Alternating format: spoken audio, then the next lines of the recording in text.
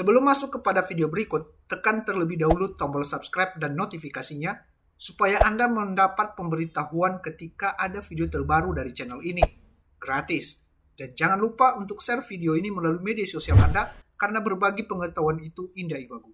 Oke, langsung saja. Suku Ndrawa. Sejenis apakah ini? Menggali secara etimologi.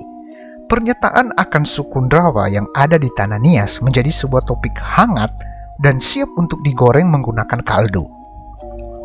Hal ini membuat Polres Nias untuk turun tangan. Semoga saja dapat kejelasan. Hal ini dipicu oleh sebuah surat yang diunggah di media sosial tentang batas tanah yang ditandatangani oleh masyarakat setempat dan diketahui oleh pejabat desa akan batas tanah yang dimiliki suku Ndrawa di desa Sihene Asi. Oleh sebab itu, mari kita kupas secara etimologi terlebih dahulu akan kata Ndrawa di Tanah Nias.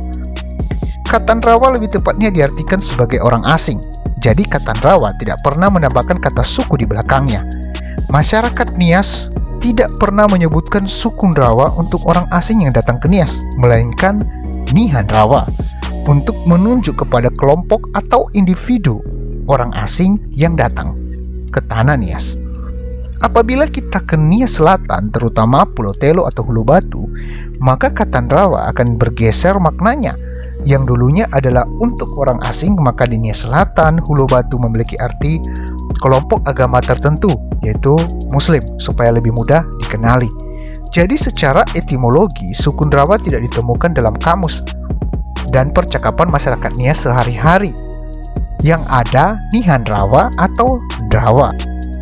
Nah, apabila kita ingin melihat dalam asal-usul pohon sejarah, baik itu yang dibahas Thomsen, Johannes, Yoshiko Yamamoto, Schröder melalui teks-teks otentik, dan masih banyak lagi, tidak pernah membahas akan eksistensi suku Ndrawa dalam tulisan mereka, akan pohon sejarah suku Nias di dalamnya.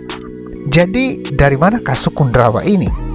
Benarkah mereka punya eksistensi dalam sejarah asal-usul suku Nias? Saya rasa tidak. Tidak ada yang menyinggung akan suku Ndrawa dalam buku mereka oleh para sejarawan yang menggali asal-usul suku Nias. Kata Ndrawa atau Niha Ndrawa hanya ditunjukkan kepada suku pendatang atau bergeser maknanya di Hulu Batu untuk menjelaskan agama seseorang atau kelompok tertentu. Jadi, siapakah suku Ndrawa di Sihene Asi ini? Sudah pasti mereka adalah kelompok yang datang di Nias.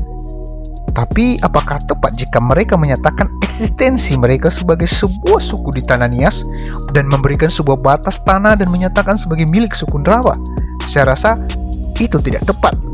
Sebab menyatakan diri pemilik tanah di tempat yang notabene dan hakikatnya hanya ada satu, yaitu suku Nias di Tanah Niha, itu adalah kesalahan fatal.